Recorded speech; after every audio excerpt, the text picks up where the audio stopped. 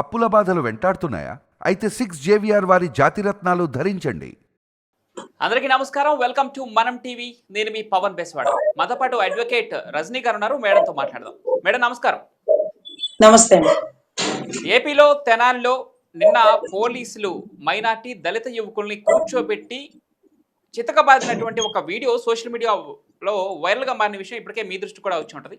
అయితే ఈ ఇష్యూ పైన రకరకాల భిన్నాభిప్రాయాలు వ్యక్తమవుతూ ఉన్నాయి. పోలీసులు తమ పైన ఉన్నటువంటి చులకన భావాన్ని పోగొట్టడానికి ఎవరైతే కానిస్టేబుల్ చిరంజీవి అనే వ్యక్తి పైన దాడి చేశారో వారిని మాత్రమే ఇంతకుముందు కూడా రౌడీ షీటర్లుగా ముద్రింపని వాటిని మాత్రమే ఈ రకంగా ట్రీట్ చేసినట్టు తెలుస్తూ ఉంది. అయితే దీనిపైన మాజీ ముఖ్యమంత్రి జగన్మోహన్ రెడ్డి గారు కూడా ఆయన శైలిలో స్పందించడం జరిగింది. ముఖ్యంగా ఈ సంఘటనని మీరు ఎలా చూస్తున్నారు? జగన్మోహన్ రెడ్డి గారి స్పందన ఏ విధంగా చూస్తున్నారు?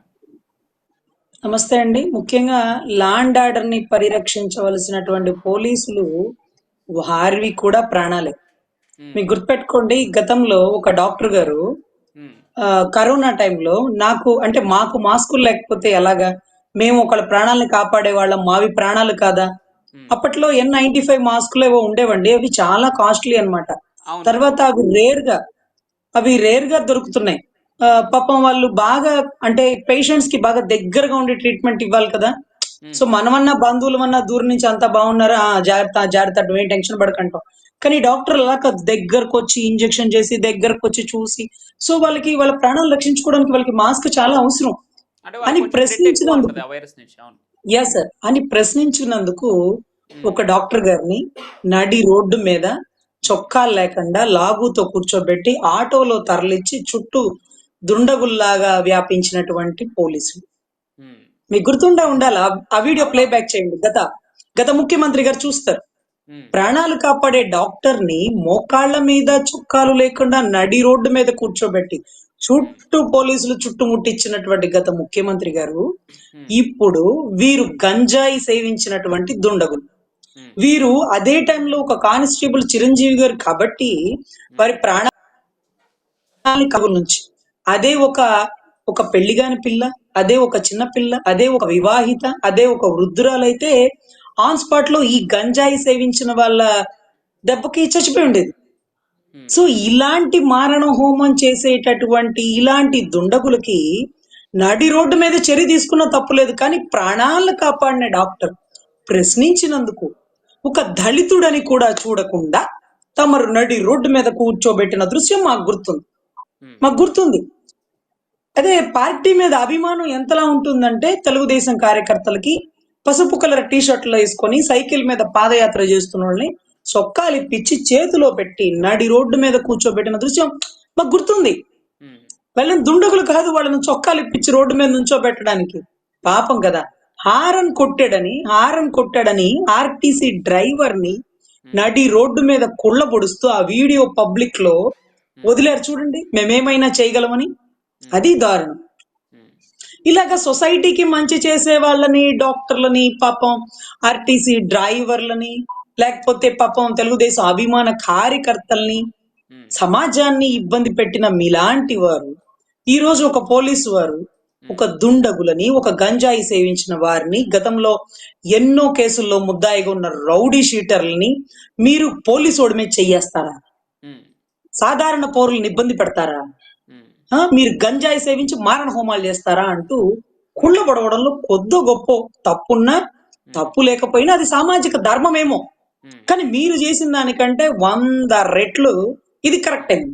మీరు ఆలోచించండి. ఎందుకంటే చాలా దారుణం అండి. అసలు గతంలో ప్రశ్నించాలంటే భయం వేసేది.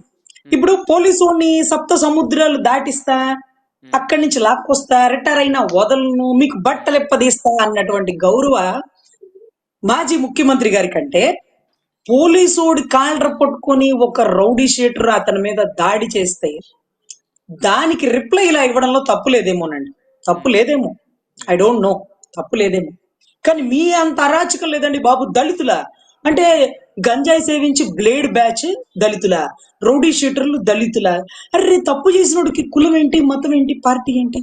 నీ సహాయుడైన డాక్టర్ ఒక ప్రశ్నించినందుకు కనీసం దళితుడు ఎంతో కష్టపడి పగలు రాత్రి చదివి ఒక డాక్టర్ వృత్తిలోకి వచ్చినాడే అని కనీస జాలి లేకుండా నడి రోడ్డు మీద ఏమ్మా నడి రోడ్డు మీద చొక్కా లేకుండా నిక్కరతో కూర్చోబెడతారు ఆ డాక్టర్ని. ఉమ్, పాపం కదా ఆ తల్లి ఈ రోజుకి పోరాటం చేయట్లే. అనంతబాబు, ఇంకా అసలు అనంతబాబు అయితే దళితుడు అయినటువంటి సుబ్రహ్మణ్యాన్ని చంపి స్విగ్గీ డోర్ డెలివరీ చేసినట్టు చేసినోడికి తప్పట్లు కొట్టి అతనికి ఎమ్మెల్సీ టికెట్, అతనికి తగ్గ హోదా, అతని స్వయాన అతని చేతుల మీదుగా మా విజయవాడలోని అంబేద్కర్ విగ్రహాన్ని ఆవిష్కరించడంలో అతని పాత్ర. ఉమ్, ఇది మీరు దళితులకు ఇచ్చేటటువంటి మర్యాద. మళ్ళీ మీరు కూడా రౌడీ షీటర్లో దళితులు ఉన్నారంటారా? తప్పు చేసినోడికి కులం ఏంటి, మతం ఏంటండి, పార్టీ ఏంటండి? ఆ? రాజ్యాంగంలో వాళ్ళకి రిజర్వేషన్లు ఇవ్వమని ఉంది, కానీ తప్పు చేస్తే వదిలేయమని చట్టంలో లేదండి. వాళ్ళు కష్టపడి చదువుకుంటే వాళ్ళకి 70, 80 రాకపోయినా పర్లేదు, 60 వచ్చినా చాలు, మా బిడ్డలు కష్టపడ్డారు, మీతో సమానంగా సరి సమానంగా అంటూ రిజర్వేషన్ ఇచ్చారు అంబేద్కర్ గారు. అంతేగాని అంబేద్కర్ గారు రాజ్యాంగంలో ఆయన ఒక్కడే రాయలేదండి, చాలా మంది రాశారు. దాంట్లో ఉన్నటువంటి క్లాజులో నేరగాడైనప్పటికీ దళితుడిని వదిలేయండి, నేరగాడైనప్పటికీ ఆడబిడ్డలను వదిలేయండి, అలా ఏం లేదండి. Right to equality, article 14. Article 14 రాజ్యాంగం ఇచ్చినటువంటి అద్భుతమైన హక్కు. ముఖ్యమంత్రి అయినా ప్రధానమంత్రి అయినా ఇదే వెసులుబాటు. కోర్టులకి రావాల్సిందే, చట్టాలను గౌరవించాల్సిందే, శిక్షలు అందరికీ సరి సమానం. సో ఇటువంటి విషయాల్లో తెనాలిలో జరిగిన ఇన్సిడెంట్ ఏదైతే ఉందో, దుండగులకి, ఎక్కడెక్కడుండే రౌడీ షీటర్లకి వెన్నులో వణుకు పుట్టింది. దెబ్బలు ఎలా ఉంటాయా? కొమరం భీముడు టైటిల్స్ అని చూపించినారా పోలీసోడు? తప్పు చేస్తే ఇలాగే ఉంటుందా? అర్రే, ఆ సౌదీలో అయితే నడి రోడ్డు మీద షూట్ చేసి పడేస్తారు.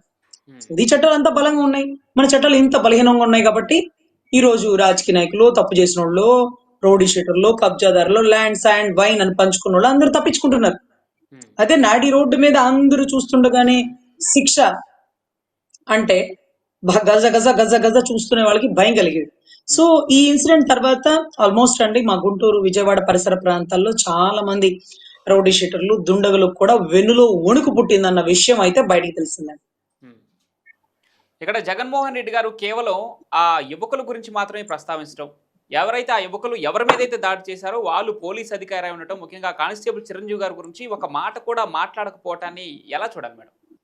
సార్, సెక్షన్ 353 అంటే పోలీసులు చేస్తున్న విధులకి ఆటంకపరిస్తే నాన్ బెయిలబుల్ అఫెన్స్, బెయిల్ కూడా రాదు. అంటే వారిని ధైర్యంగా నిర్వర్తించనివ్వండి, విధి నిర్వహించేటప్పుడు అతనికి స్వేచ్ఛని కల్పించండి, అతని అధికారాలను అతని వాడుకోనివ్వండి, మీరెవరు మధ్యలో అని ఒక మెసేజ్ ఇచ్చినటువంటి సెక్షన్ 353.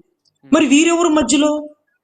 ఇప్పుడు ఒక కానిస్టేబుల్ ని ఈ రోజు రౌడీ షీటర్లు పట్టుకొని తెస్తుండగానో, లేదనో ఒక అరాచకం చేస్తున్నప్పుడు ప్రశ్నిస్తున్నప్పుడే ఊడ్రా నువ్వు మేమెవరమో తెలుసా, లేకపోతే మా మీద దాడి చేస్తే మేము SC/ST కేసు పెడతాం తెలుసా అని మొరిగారు అనుకోండి, తప్పు చేసినోడికి తాట తీస్తారంట. ఏ తప్పు లేకుండా నిజాయితీగా కులం పేరు పెడితే తిడితే తప్పు. అంతేగాని మీరు భయభ్రాంతులు గురి చేయడానికి అవతలి వారిని ఇలాంటి ఆరోపణలు చేస్తే అది ఎంతవరకు కరెక్ట్ అండి? అది ఎంతవరకు కరెక్ట్? ఈరోజు మీరు కానిస్టేబుల్ కూడా అలాగే బెదిరించారా? పాపం అలాగే బెదిరించిన అవన్నీ మాకు తెలియదు, కానీ ముందు మీరు స్టేషన్ సరెండర్ అవ్వండి అంటే, నువ్వెవడరా మమ్మల్ని టచ్ చేయడానికి? టచ్ చేసి చూడు, నా కార్ని టచ్ చేస్తారా అన్నటువంటి విడుదల రజనీ గారు. వీరందరూ వారి అరెస్ట్ మూమెంట్ వచ్చినప్పటికి కులం కార్డు వాడేస్తారండి. మేము బీసీలం కదా, బీసీలు రాజకీయంగా ఎదగనివ్వరా? అదేంటది, ఓట్లు అడగడానికి వచ్చినప్పుడు నేను కాపింటి కోడల్ని, కాపు ఓట్లు కావాలన్నారే, ఇప్పుడేంటి మరి బీసీలు అంటున్నారు? అలాగే జోగి రమేష్ గారు మంత్రి కావాల్సిన వచ్చిన మా బీసీలకు మంత్రి ఇవ్వండి అంటే తెచ్చుకున్నారు. ఈ రోజు తప్పు చేసి అగ్రిగోల్డ్ భూముల్లో దొరికినప్పుడు నేను బీసీని కదా అంటున్నాడు. సో ఇట్లాగా తప్పు చేసినోడికి కులం ఏంటి, పార్టీ ఏంటి, మతం ఏంటి, ఎత్తి లోపలేక. సో ఇటువంటి అరాచకాలలో దళితులకి ఎక్కడ హక్కులు కావాలో అక్కడ హక్కులు ఇస్తుంది, ఎక్కడ అధికారాలు కావాలో అక్కడ అధికారాలు ఇస్తుంది. కానీ ఈ మాదిరిగా తప్పు చేసిన వారు ఈ టైంలో, ఈ సిచ్యువేషన్ లో కులం కార్డు వాడితే అది చట్ట విరుద్ధం.